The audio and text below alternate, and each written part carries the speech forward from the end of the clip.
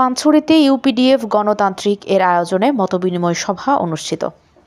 খাগড়াছড়ি জেলার পানছড়ি উপজেলায় ইউপিডিএফ গণতান্ত্রিকের আয়োজনে মতবিনিময় সভা অনুষ্ঠিত হয়েছে।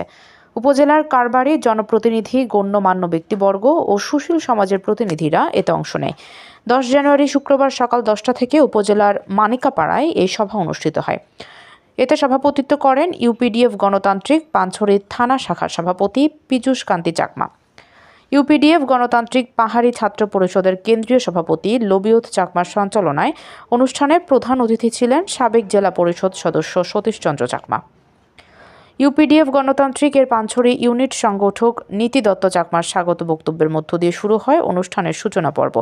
এই সময় বক্তব্য প্রদান করেন সাবেক উপজেলা পরিষদ চেয়ারম্যান বকুল চন্দ্র চাকমা, পানছড়ি বাজার উচ্চ বিদ্যালয়ের সাবেক প্রধান শিক্ষক জ্ঞান প্রভাত তালুকদার, ত্রিপুরা সংসদের সভাপতি বাদশা কুমার কারবারি, লোগাং ইউপির সাবেক চেয়ারম্যান সমর বিশ্বাস চাকমা জলৎকার, বর্তমান চেয়ারম্যান জয় কুমার চাকমা, JSS-MN লার্মা প্রতিনিধি, সাধারণ সম্পাদক জগদানন্দ ত্রিপুরা, কারবারি অ্যাসোসিয়েশনের সভাপতি হেমরঞ্জন কারবারি প্রমুখ।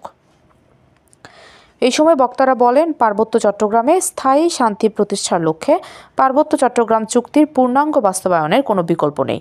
সকলে অতি দ্রুত চুক্তির পূর্ণাঙ্গ বাস্তবায়নের দাবি জানান।